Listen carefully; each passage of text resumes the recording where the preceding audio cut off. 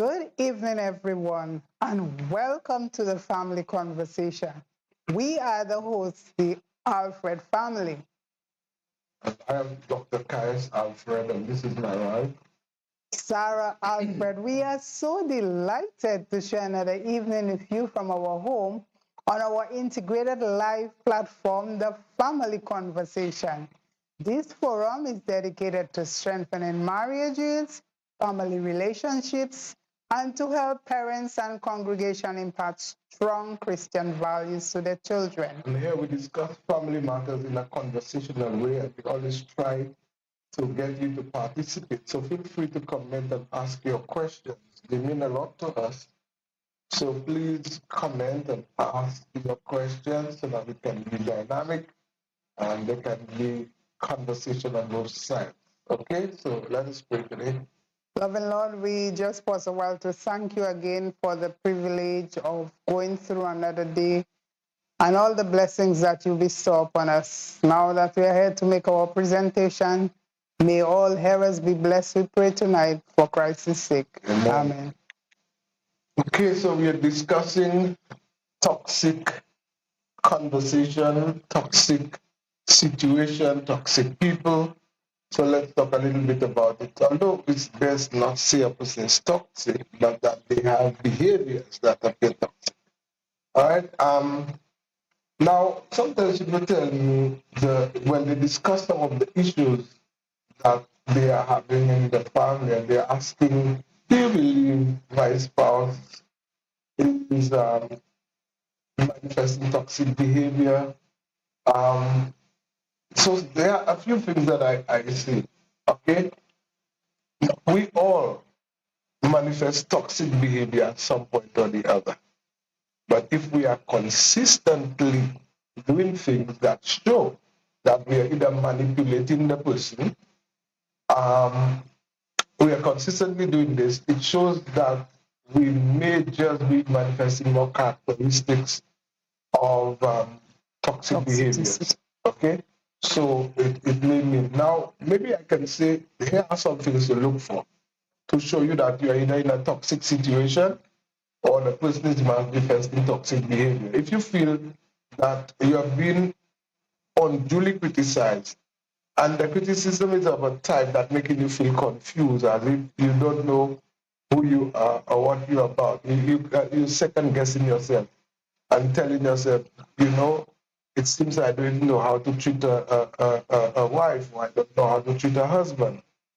You feel very confused because of the things that the person says. Sometimes all that you're trying to do, you're trying to reach out to the person, to tell them, to point to the person some things that can be done to improve the relationship. They all swing it, in another direction that makes it feel as if they are being attacked, and then you are criticizing them, and that you really are harming them, and the responses that they give you, is very damaging. Anytime if you start seeing that, then you may just be in a kind of toxic environment, relationship. It makes you feel sometimes drained, right? You feel drained, you feel angry, you feel upset. Sometimes there's anxiety. You feel bad about yourself, or at least you feel bad about some things about yourself. Okay. Even if you tell the person something is affecting you, they're still not working on it. They're still not addressing it. For that matter, they're blaming you for pointing the thing and making it appear that you are the problem rather than trying to address the situation. And so because of that, you may be feeling that you need help, and all the time you will keep, it's something continually because of the way that you're being treated. You feel that you really need help. And once you begin to feel that way, you're feeling inadequate, you're feeling you're not doing it right, and as if you are the wrong individual, then you need to begin to really check that relationship, because there is a level of toxicity in the relationship. Yeah. And now, you would also notice that your boundaries are being disrespected. When this happens, this is a clear indication or a red flag that you are being manipulated. There's nothing you do that would really please the individual. Your no is not Everything, you talk about, it never makes sense. Like they are the only person who knows what is right from wrong, and you are like a child to be dictated. In a relationship like that, there are clear indications that you are being manipulated by the other individual, and this is a level of toxicity in your family. And not only that, sometimes you're feeling that you are walking on eggshell around the person. Because you don't know what to do. Everything you do is going to create a problem. And sometimes in order to avoid a situation, you're trying to be ultra careful. Anytime you cannot be yourself and be relaxed in that relationship, it's not a wholesome one. Okay? Yeah. And then you know what some people try to do to adjust? They always try to change their behaviors. The person draw that to their attention, they try to change that. And what happens? You're never doing anything right. Even if you tried to correct the situation, you're still finding yourself not pleasing the individual. So that's the situation. So you're living a life of struggling all the days of your life? Do you think that is necessary? Or does it make you feel happy? You're always sad and depressed. This is not a good relationship for one to be in. Yeah, I think if you are picking up things like this, then you need to understand how to manage yourself and how to manage your environment to bring some level of control into it and, civility into it. I think one of the things, and we have said that a number of times, and that is anytime you notice that the environment is too charged emotionally, you should try to avoid saying too much because you will not be understood. The conversation will spin out of proportion. The best thing to do is not to address the situation on the go, but de-escalate your emotions and see what you might be able to do to de-escalate what is actually taking place. And try to calm yourself down and then get to a point where you're more relaxed and then you can have a more fruitful discussion. Yeah, at that point, you'd be able to listen to your partner, and you'd be able to focus more on solving the problem more than just quarreling or fussing over the problem. And to me, all couples must learn their limits. Okay, you must know when something is going out of bounds, and you need to be able to say, you know what, I don't think that we might be able to keep a good conversation in that kind of atmosphere. Okay, so I would prefer us not to go ahead, and I would love to excuse myself.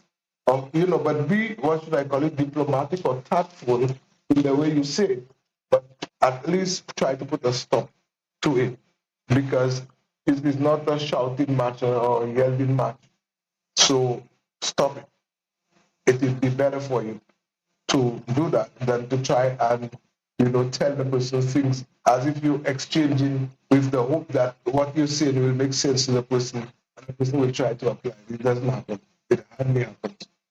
So don't try that. At the time when a person is emotionally charged, they are not prone to processing information and very, very likely that they will not put it into practice. Okay? So I think you were saying that if that is at the time, it is when somebody is calm, that's the time that they might better be able to listen to you and have a conversation. And I think you're very right on this. So what are other things you possibly can do, okay, to handle that kind of situation? I think you were saying something that I agree with, and that is that you need to set boundaries. Okay? You need to set boundaries, even if the person feels bad, even if they try to make you feel foolish or make you feel guilty about the boundaries that you are putting for your own sanity and for the control of the situation. You need to set your foot down. You need to set the boundaries. You need to know how far you can go and what you cannot take. And when to stop Right. maybe even answering, because you would realize that it's not going anywhere. For that matter, not it's not going anywhere, it's getting worse. So you need to be able to say, no, I am not going to say anything. I'm not discussing this now. Excuse yourself and come out of the situation. And you have to know that and stick to it, because at the end of the day, you have to take control of yourself and prevent the relationship from deteriorating. Yeah, if the person cannot do it, then you have to take on it. If not, there would always be a drama in the house. There will always be noise. Your neighbor must be wondering, but what is going on? There's always some big fuss in your home, and that's not very nice. Because anytime you get angry, your volume would rise, and then the tone of your voice too would change. And if you are living in an area where the houses are not too far from each other, they would be wondering, but what is really going on in this home? And they would know that your home is a very toxic home. So you need to even be very careful about all of these too. And you should try to avoid fixing things on the go. I don't know how many times I say that, because as I listen to some people as they share their problems, I notice that's one of the things. Sometimes they do it right in your presence. They always try to correct somebody. They always try to, if they're not correcting you, they are trying to debunk a lie. They say you're saying, or some misunderstanding that you have of what they said or what they did. They always try. You see, remember when we were talking about the speaking rules and the listening rules, how important it is for you to not to disrupt people and to try to interpret what persons are saying without their permission. Or let me say, even if you interpret something, you need to bring it back to the person and tell the person what you have understood from what they are saying, too, so that they can validate it, whether what you have understood is exactly what they are trying to communicate. So those things are very important. So, but at the end of the day, try and listen. If there's a cardinal rule I can share with you here, do not try to fix something at the time when there is a heated argument, or at the time when the environment is charged. It just does not work. For that matter, what you need to do is to limit your time around that individual, around your partner, when they are behaving in that manner. Don't stay too long there. Don't get caught up in the conversation. Don't try to fix and correct what the person is saying. It just aggravates the other individual more, and there will be more confusion, and you'll just find yourself sometimes saying what you never planned to say, and so you have a whole drama going up in your house. And don't take their blaming and their accusation and condemnation personally, because if not, it is going to make you lose your identity, and you'll feel that you are not what you're supposed to, you're wrong in everything. Please don't do that to yourself. That is harming your mental energy. Okay, so please don't do that to yourself.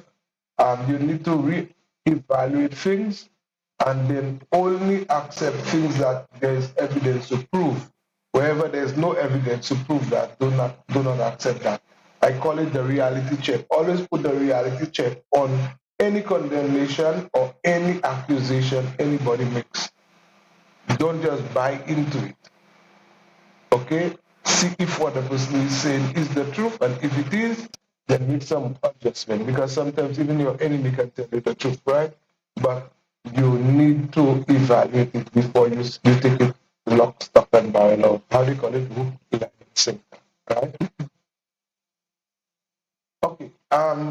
What do you?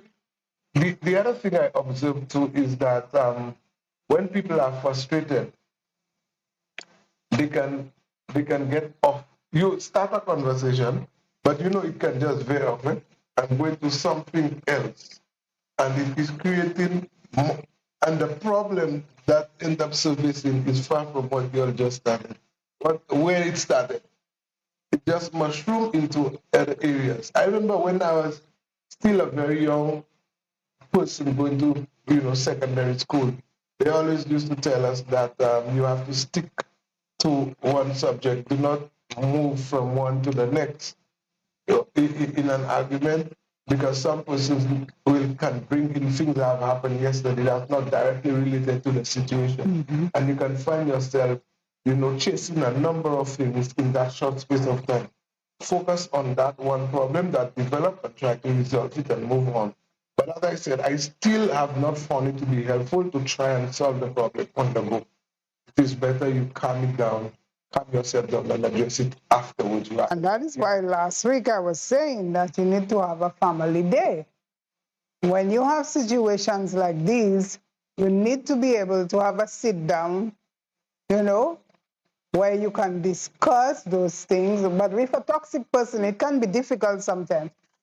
But very often, if you start with your praise, your commendations, that person would be a little bit calmer and willing to accept than if you just come bashing the individual. So you need to be sure that if you are living in a toxic environment with your partner, find special time set aside, whether you have to go to the beach to discuss it, where just two of you sit under an almond tree, or whether you have to be in the water to discuss it, then you do what you must. But find an appropriate time and place to be able to discuss the problem that is existing. Not the situation, but that toxic environment that you always live in, where there is always a tug of war, there is always a pulling, a fussing, and a fighting of words. You need not to have that in your home. So find special time on your family day. Set up aside a family day, a family time in the week where you can meet and both of you have adequate time to spend with each other to discuss your behavior. Yeah. Now, some people tell me that, okay, Doc, I try this thing, I try to come nice, I try to be calm. And from the time I start, it's the same thing that happened. The person, my spouse is just putting up a front, and then, they roughing me up and so on. And what do I do? Now, there's always a reason why people behave the way they do. And sometimes it is wise to tell the person, you don't understand why this is happening, and tell it. If you try everything and it's not going anywhere, then you need to seek professional help.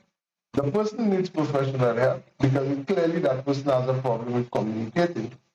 And they may have other issues that are fueling the situation. For example, if they have strange ideas that a woman must not tell a man what to do, so you will have those kinds of reactions, or they are always upset, so they behave that way.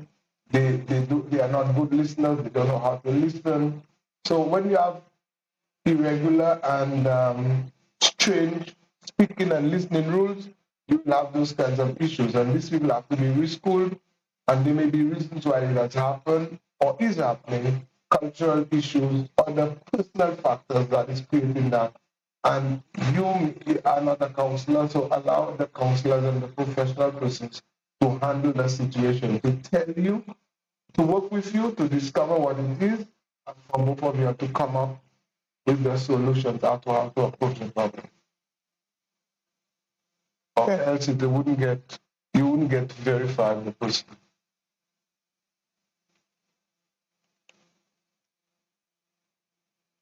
Now, I know somebody at some point, let me get your feeling on this, right? And I always tell folks, we are here, but we do not rehearse what we're going to say. We want to speak on the go and share with you out of our overflow.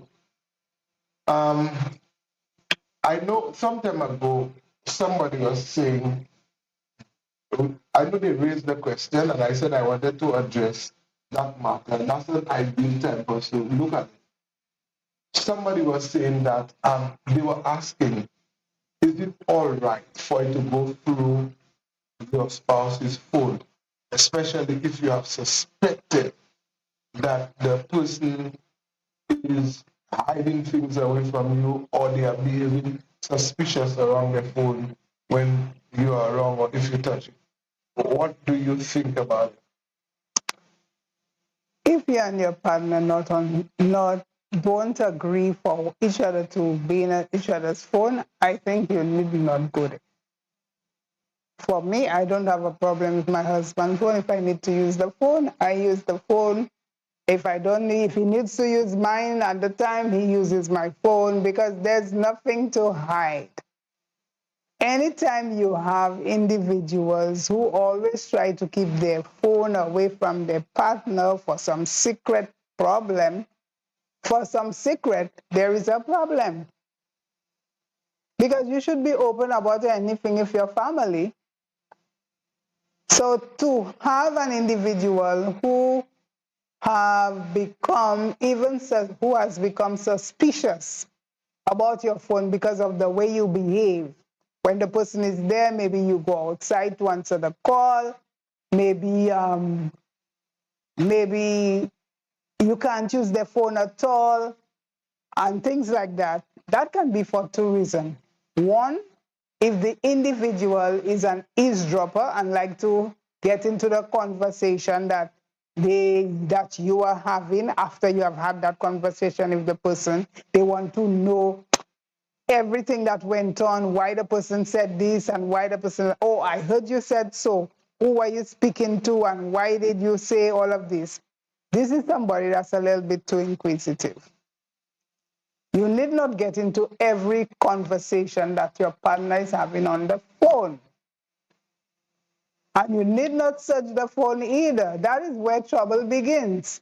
If you have a suspicion, you need to be able to get reliable evidence before you can attack anybody as it relates to the phone and the conversation. Yeah, I just want to ask, before I make my input, I want to encourage our friends to give us their input as well. Tell us what you think about the phone. Maybe you have had experiences or you have had friends who have had these experiences. This is a toxic situation because for some persons, technology is now becoming a big issue and it is creating real problems in the relationship. People's behavior with their phones, okay, is troubling to many individuals. So I would love to hear what you have to say. But as I've dealt with the situation, I can tell you some of the things that I've seen that work. Some of the things I tell people are: one, be transparent but not intrusive. We should be able to have a situation where we can talk. Any one of us can use each other's phone. If I want to see your phone, I can ask you, can I use your phone? Let me look at something here. Okay, let me take a look at some things. I ask you permission, then you give me my phone. Your phone, sorry. And then I can go through the phone and then, get whatever information I was looking for and give it back to you. Again, as you said, if you see something suspicious, look for more evidence and fact before you deal with the situation. But I want to go one step further, and I want to say that trying to dig a phone doesn't solve a problem that you and a spouse may be having. Okay. Okay, if the person is promiscuous, trying to dig their phone will not stop the promiscuity. It will just make you become aware of the fact that the person is more promiscuous and create more problems for you. I think the better thing to do is, if you notice that there's a problem in the relationship, try to address the problem between you and your spouse, and don't go and equip yourself with everything that is on the phone. And as you rightly said, challenge everything that you see and that you think that is suspicious. That's going overboard. Deal with what seem to be the challenges in your relationship. If you are not talking as you should, or if the person is spending more time on the phone than they are spending time with you, address those problems. Okay? If the person is not treating you right, address those issues. But it would feel more problematic for you to be taking the person's phone and going through it. And the other thing I discovered too is that sometimes people don't handle information properly. Sometimes you have a phone and maybe you delete something, or there's a part of a conversation and you're being interrogated as if you're doing something out of the place, which means that this person cannot handle information. And sometimes because they don't handle information properly, and that has sometimes very little to do with the person having any clandestine activity. But just because you are not handling information properly, it is better that they lock the phone and that you don't get access because you're not handling information properly. So it is important to know how to handle information. If you do see something that is suspicious, investigate it, but do not confront your spouse on it because you don't have enough evidence to be able to deal with it properly. That is a premature attack or premature confrontation. Get all of your facts first, and then you will deal with the situation. Besides that, knowing your spouse has a relationship with somebody else, let us see, will not solve the problem by just going through the phone. What you need to do is to address the situation that you have discovered or that you become aware of with your spouse and deal with the situation rather than taking off your anger on the phone. Or because of the phone. Okay, so I think I would love to hear from you what you think, but I think this can be a very troubling thing, and it has been creating a lot of problems. Going through the phone has been one of the issues. Another thing I find is that people sometimes go to bed with their phone, and they engage in conversation and other activities while the spouse is left unattended. What do you think? Well, that's not fair. If you're going to bed, you're going to bed. That's not a time for phone. You know that, in my opinion, when you are ready to sleep, then the phone should be put away. If you're coming to bed, especially your spouse is already there, that's not the time to come with a phone. If you have something to say, that's the time you need to talk to your wife. It might just be the last time you're speaking to her. So spend some time and talk to her. But you can be indulging in something that has now become addictive to you. Oh yes, very much so. So you're accustomed watching a certain movie, so you want to watch it again before you come to bed. Or the continuation. Listening to news, you want to go and hear what is happening, and then you entertain yourself at that time, and you rob your spouse of time that you can spend quality time. And quality time is always a challenge for many families because of the work culture that we have. So it would be a wise thing for you to spend time speaking with your spouse, conversing with your spouse, finding a number of things to be able to talk about so that they can be meaningful conversation. Remember that while you are living with your spouse, one of the key things you need to do is to discover each other, explore each other, understand each other, develop deep insight as to who that person is. And how will you know that without having conversation? Okay, so you need to ask questions and give the person a chance to answer.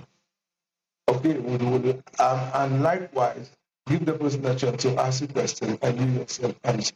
It is very important for that kind of dialogue to take place and very regularly so that there's enough conversation. Because a common complaint is that, we don't talk much. Again, the family day. Yeah.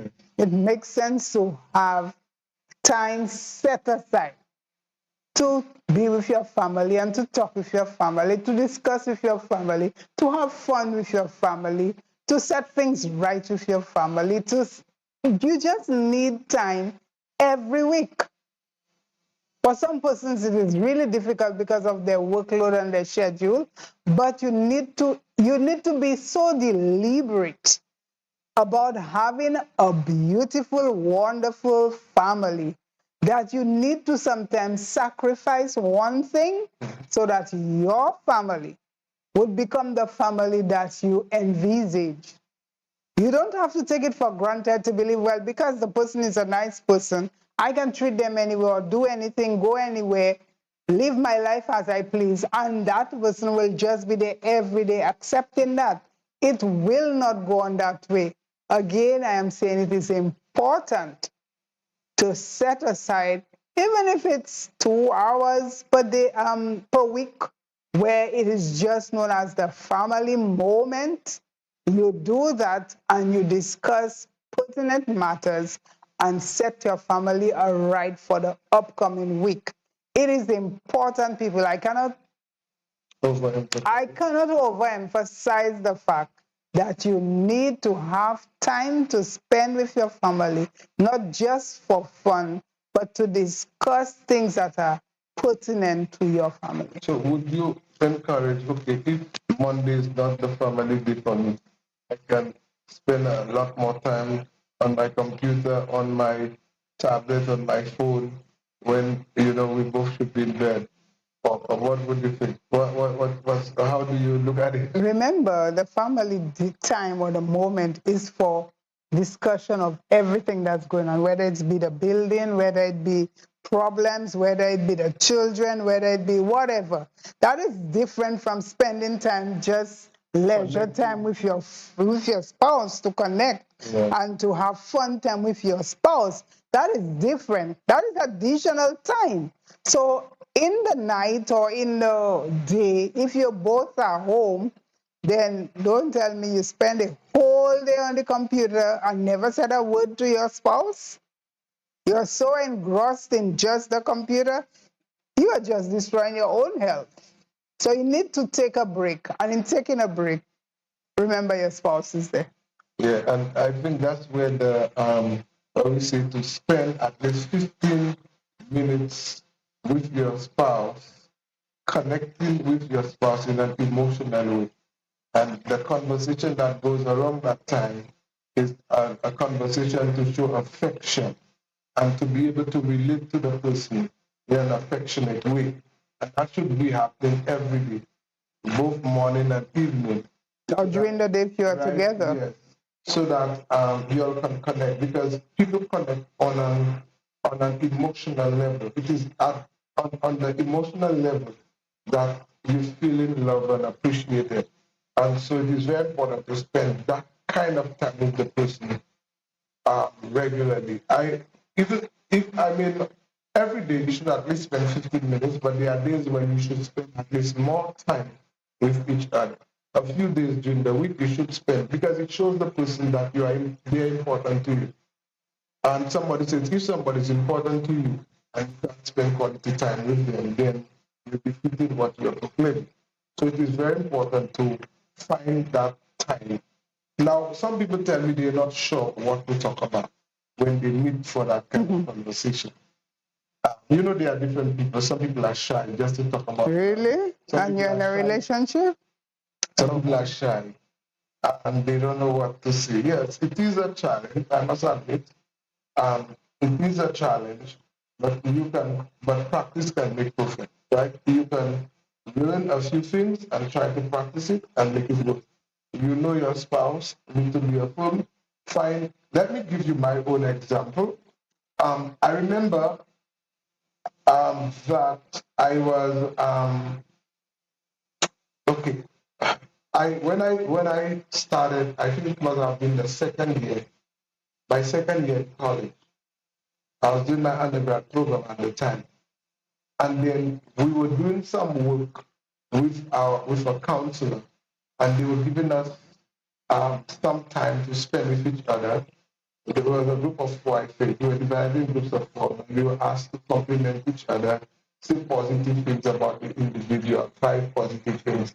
So we were practicing that, and then I find that I was very negative and I couldn't get positive things to say. So after I picked that up, then of course I did my little background check and find out where it came from and how I was brought up and what it was creating. So I realized that I needed to find ways to be very complimentary.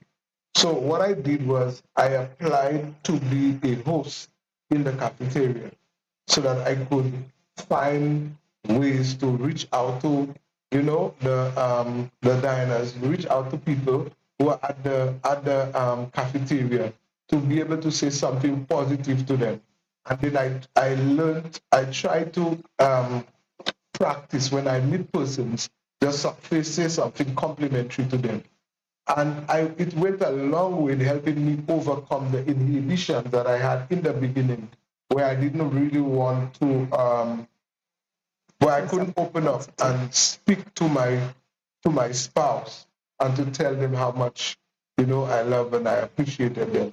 So sometimes knowing your challenges, you can take intentional and deliberate steps to try and correct it, and it can go a very, very long way.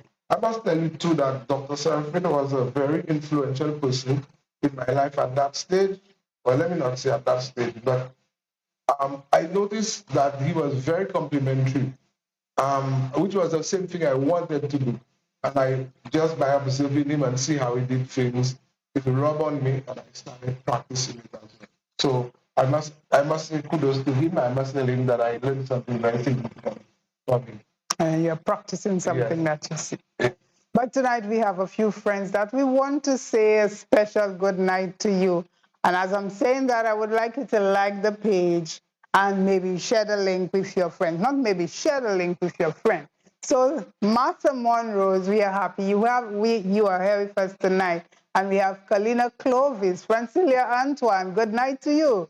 Thomas Shalmine, Avis Trey, good night to you. Teresa Johnny and Basha Phillips. We have Erolda Pink Rose and Diane Healy. We want to say special good night to all of you. Thank you for joining us. And we also look forward to receiving your comments so that we can have a fruitful discussion. It is important that you share the link and like the page so that our page can continue to grow and develop. So we are talking tonight about really having a toxic family. And that is very sad when you have to live in a family where things are always so bitter and so not appealing to come. Some persons dread going home and they come home very late in time to go to bed and to avoid missing with the other family members. That's not healthy. That's not good for your health. So we want you to be able to identify the problem, deal with the problem, get solution, and get a better living in your family. We have a question here tonight. Yes, it says that what would you suggest if my partner doesn't want to talk and don't want to go to counseling? Okay, yes, some people are very shy and don't want to open up. Okay, again, you have to understand who you have. And because sometimes there are some persons who are the kind of choleric type, they are the work type, and they don't like conversation. And if you have a person like that who doesn't like conversation, that's how you met them, then try to find out what works for them. Most times, choleric persons and persons who are very work-oriented and do not like to talk, you can gain their attention by doing something with them, doing something. Help the mechanic break a bolt, hand some tools for him, and in the process, you initiate conversation with the person. So it is good to understand. Then there's the other thing to help you break that tie or that situation, understanding your spouse's love language. Okay, if you understand the person's love language, you will know what matters to the person. And then if you start to do the things and talk about the things that interest the individual, you may be able to get the conversation that you need. I think it's a matter of understanding who you have, what kind of personality that person has, and how do you initiate conversation with that kind of personality. So my suggestion is, if you get this, do two things. One, do a personality profile.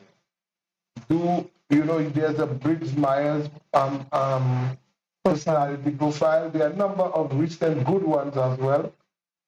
So you go and do a personality profile test, and then you also do the love language test so that you can know the person, what kind of love language appeals to that person, know yours as well, and know how to relate to a person who has a particular type of personality and a particular type of love language. It's very important to know that, and the person's temperament. Very important to know these things. And if you learn it, you do a little bit of, background work on how to relate to each of those personalities and each of those love languages, it might unlock the key to have the kind of conversation that you might want to have. The question was not only dealing with does not want to talk, but that person does not want to go for counseling. You have realized that there is a problem, you need help in the family, yet still that individual do not want to go for counseling. He does not want to go for counseling. You need to be able to do it yourself. Mm-hmm. You need to be able to relate the situation to the counselor, and let the counselor then would give you advice as to what to do for the other individual, or how to assist the other individual in solving that problem. So you find help for yourself, and in like manner, you would find help for the individual. And sometimes it's amazing that when you go and seek for help, you realize that, you are really the problem. Yes, sometimes you are really the problem. You now understand, is that what I was doing that can really be offensive? Okay, well, let me try another way. And when you try another way, you realize that the environment will not be as tense as it used to be, because the individual is feeling a lot more comfortable. Yeah, and a little change in you can trigger, okay, or catapult some other changes in another individual. Small changes, okay? And there are a lot of resources that are available to you that might help you that might empower you or provide resources to you that can help you relate to the challenge, to the person that you have. And sometimes you might be surprised to know, because of the changes that the person sees in you and how you have been relating to them, they would gladly go to counseling. If maybe not for that particular situation, but when a situation does pop up, they will know where help is available and they will go out and get it. And then, of course, one thing can lead to the other. Or you may find the way you are getting it works so well with the other individual that you keep going and you realize that you are receiving change in your family. Yes. In fact, there's a formula, right? When you encounter a challenge in your spouse that is affecting you, before you judge the spouse, you do an assessment of your own self. Okay? Find out your own challenges. What are some of the good things that you have for you, and what are some of the areas of weaknesses that you have? Or what are some of your contributing factors to the problem? Right. And then, yes, that's the other area. And what are some of the things that you are doing that may be either contributing or exacerbating the challenge? Okay? For example, if when my husband says this, it just irritates me, then you know, well, okay, when that is said, that irritates me and it causes me to respond in a particular way. So I am exacerbating that kind of situation. Okay, so doing that assessment on yourself places you in a better place where you can be objective in analyzing the challenges that you face with your spouse, what may be contributing or what might be exacerbating the situation. Okay, so it's very important to pay attention to that, because as you rightly said, sometimes many of us believe that the other person is the problem and not us, and not realizing that how we are relating to the person is creating the kind of negative response that we don't want. Okay, sometimes it's because of the way we speak, how we say things, how we come across to the individual. Our own temperament. Yes, a lot of things, our volume, our aggression, and there are a number of our things. Tone of speaking. The way we speak, the person is feeling put down, and a number of factors. But not that we may not have a main concern, but how we carry our message across may be a more problematic thing than the situation itself. So it's very important to be aware of that. Okay? So let's say good evening to hygienist Emmanuel and William and Philip. We're just happy that you are watching and you are participating in our session here this evening. So we're very happy that you are here. Now, I know we are running out of time, but I just want maybe to do a kind of brief recap and summation of what we have been trying to do over the past few weeks.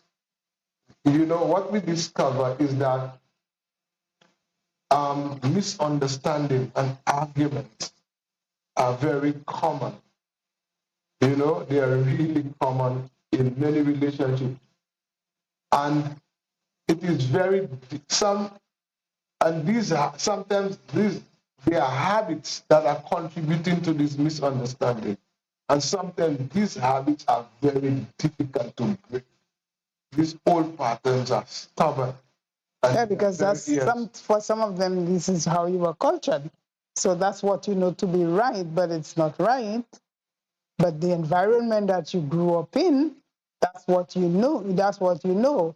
So, for example, you might grow up in a home or in a community where people are always shouting at each other. They use obscene language to correct a child. And so you grow up using this as if this is normal and this is so right. And you move into your new family carrying this baggage with you. That's not so good. So sometimes it's a lot to deal with. And the other individual maybe not that type of person at all. And this kind of behavior is really upsetting. So that can lend itself to problem. And we must be willing that when something is wrong, to be willing to make changes. Not that the person wants to change us, but if it is not right, we need to understand that this is not the best thing for our family and be deliberate about making changes and accepting corrections so that things can work out better for your family. In fact, the Bible clearly says that there should be no slandering, and no malicious conversation among us, and that we should never ever allow words that are damaging and destructive to come out of our mouth. And as somebody says, if we are a sweet fountain, let us be a sweet fountain. We cannot be a fountain that sends sweet and sour at the same time. So let us not use our conversation to denigrate, to put down, to demean other persons. We should really do what is best to build and empower individuals. Oh, we have a question here. Yes. It says here, how do you deal with a relationship when both parties believe they're right? Yeah, when you have that fire in the house, How do you deal with that fire? How do you put it out? Yes, you just, as you said, anytime you have a conversation, if you notice that it is going off a tangent, it's getting heated, then one person has to stop, withdraw, de-escalate with their own emotions. Excuse yourself. Move away, calm yourself down, reevaluate yourself, and process the situation. Do you think that it was right for me to do this? Am I right? In your calm moment. Okay, there's we say, when you find yourself this way, distract yourself, number one. Redirect your energy, number two. Go and do something, to take your mind off the situation. Go and fold clothes, go and, draw, go and do something, go and weed, go and plant, do something. So you redirect your energy. As you redirect your energy, you process the situation. Am I right for doing these things?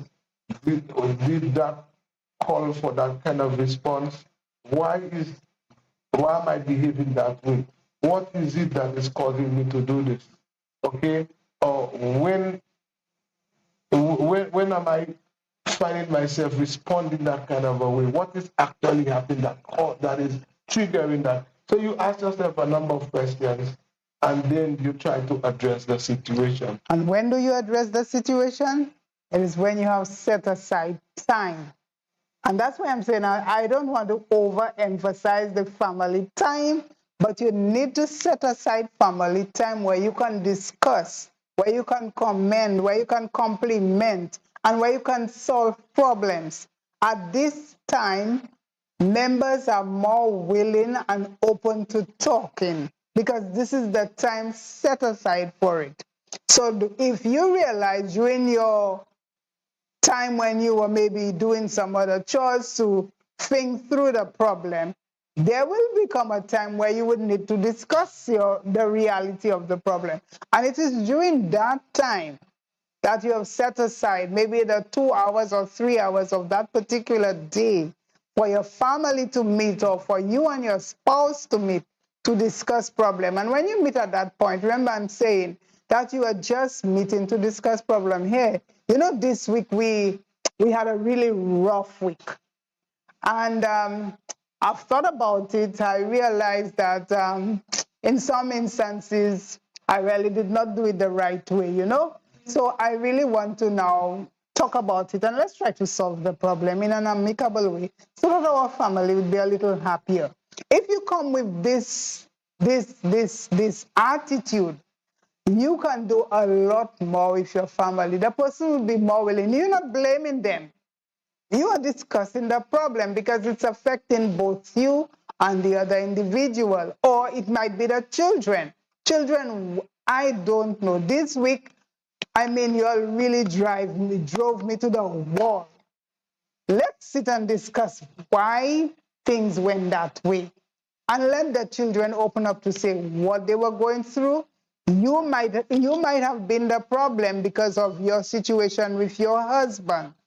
I'm saying husband because I'm the female. And because of that, you must have been lashing out at the children, and the children are feeling the tension. And so they too now are responding in the wrong way. So when you meet as a family, you are now willing to ask for forgiveness or forgive someone, whatever. But let's discuss it. The children will be open. They will tell you how they felt about the way you treated them, what the problem was, and you now can say, okay, this is how I saw it, or this is how I thought about it, and that is why I reacted in this way. And at the end, you solve your problem. Whoever has to ask for forgiveness or sorry, say you are sorry, you do that. Even if you are the adult and the child is right, there is nothing wrong. In fact, you are setting a good precedent as to how children must behave with other people and with their friends and the family. Yes, so there are two issues there I just want to address. One of the questions is, why is it that during a courtship, the communication line is always open and I guess amicable? Yes, I think one of the reasons for that is the absence of context. In other words, you have not been living with the person for a long time, and therefore you have not formed impressions of who they are. And this impression is not yet inhibiting your understanding of the person, and it is not yet coloring how you understand what the person is saying. Not only that, the person might be putting up not their true self. That's not your true self. I love you and I'm willing to, clean your toes and to take off the mud from your shoe and to do everything, willing to talk and willing to open because I'm trying to get through to you.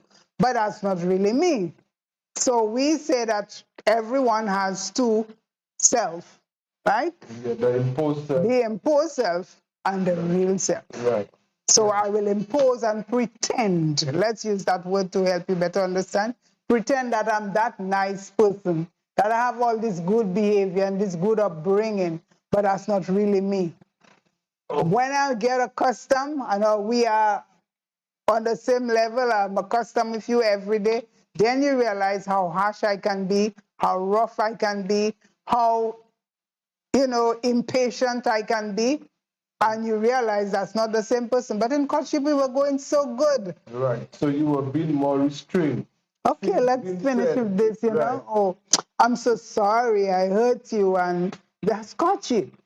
But now the rubber is hitting the road. We are home, and you're not going to do me what you want, and you're not going to say what you want to me. And so the environment is charged, and both persons now are willing to just tell you off. Where else can you go? You marry me already. You think I'm going to take that and just sit there and take that? No, so they get it on. And now that's the true person.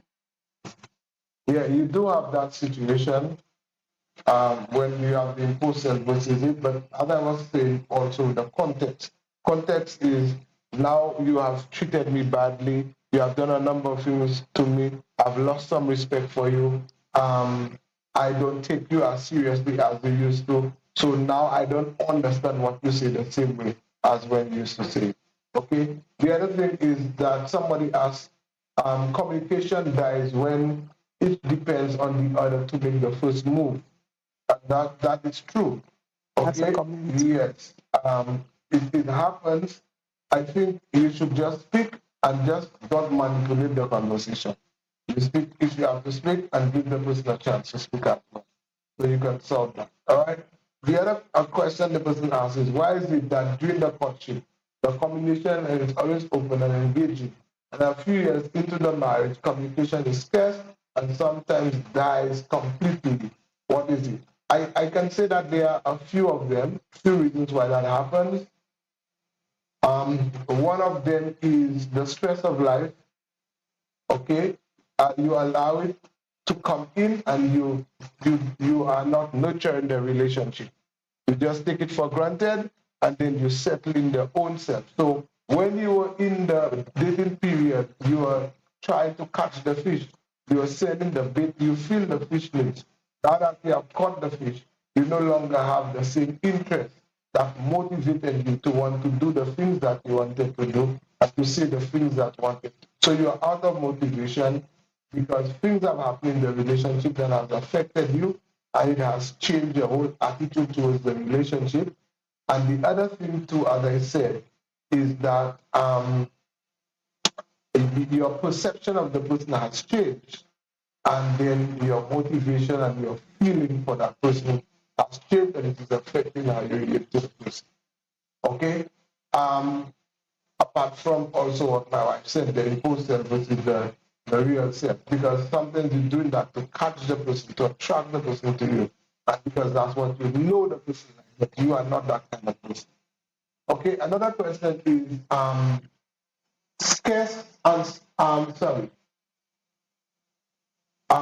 Yes, but what if you are the only one doing the re-evaluation and the other person just don't think they are wrong and the other person just don't bend at all?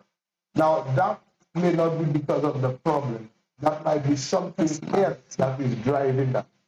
And there are other things happening to the individual. For example, if the person in their mind believing you are bossy, you want to change them, you want to control them, there are other things that are happening in the mind of the person that is coloring how they understand what they are doing. Or sometimes even they are bringing the home where they grew up in.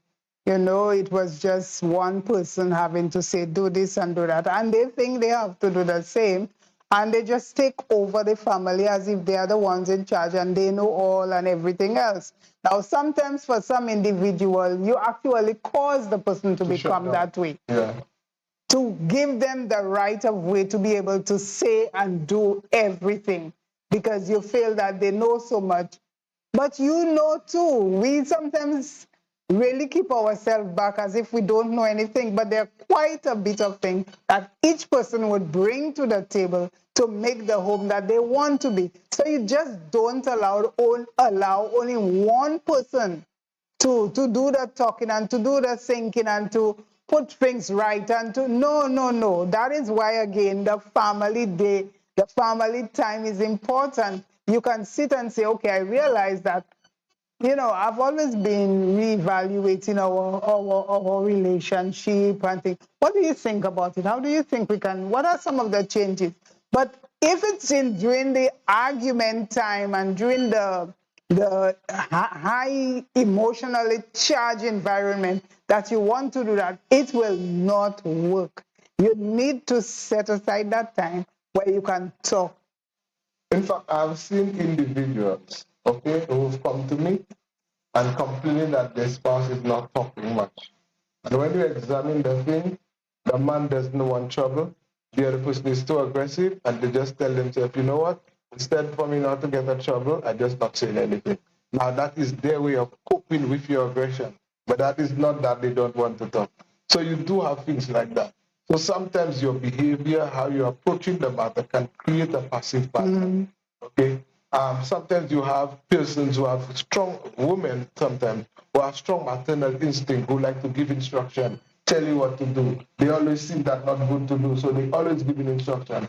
And for a man, that sometimes rubs hard on them, and it makes them feel inadequate, incompetent, and they will resist that. So sometimes, as I said, it's the way you're approaching things. Sometimes you might be the challenge and don't even realize it. Okay? So be mindful of that. So I think another question was, how can you deal with someone who doesn't like to say that they are sorry? Just I love how a good friend of mine used to say that do not allow a person's bad behavior to change your good behavior. Continue to do the correct things, and afterwards, the other person will do it. Okay? It's just continue doing the correct thing, and afterwards, the other person will catch up with it. Once that is true, you need to talk about it too. You need to make mention of it. You know, and again, we will go back to the family moment. It is important. We don't just live our life running, going to work, coming back and fix things in the house and go. You have to find time to talk and to discuss and to deal with problems, deal with situations, you know, and have some fun time as well. Yeah, but I also know that if you keep attacking a bad behavior, you're not correct. That is why you compliment. So it would not only be just for a situation. It's a set aside time where we compliment, we talk about good and we talk about bad. If there is a bad, there might not always be anything to discuss that is really, you know, affecting you, but so many good things happen during the week. You have time to celebrate. So you need to be able to do that so that you can spend quality time with your family. Yeah, so we, after round out here, I think we've gone over our time, though. Let me say good night to Titan. Sister Titan, it's good having you. John Isaac, Yvonne, Joseph, and Vida. Okay, it was just lovely having all of you. So please remember to share the link. Some persons who may have not watched tonight may have the opportunity to view again. At this time, we want to really encourage you to, try to align yourself with God's purpose. God wants us to have, a more congenial home, a healthier environment to live in, one of love, one of good treatment. In other words, God wants us to live on earth as the angels live in heaven. So make your home a heaven down here and practice down here what you would be living in heaven. So let us pray. Father in heaven, thank you for the time spent, the discussion that ensued. And I just ask that, a learning would have taken place and the information that we shared would, be etched in the heart, and everything that is within your will, you will confirm it in the heart, and may it be like a teacher said, this is the way walking with it. I pray and thank you for the contribution of those who were listening and who participated in one way or the other. Thank you for what they shared, we took benefited, and the inquiry also lend itself to us, refining things. So we thank you for this, and we just pray that your peace will rest upon families, bring your joy into homes, improve family life, and Lord, bring revival in the home so that our land can be different, our country can be different, our communities can be different, our homes can be a living one. Thank you for hearing and answering our prayers with me in Jesus' name. Amen. Sister Triton, good night. It's nice having you tonight. And please convey our regards to Doc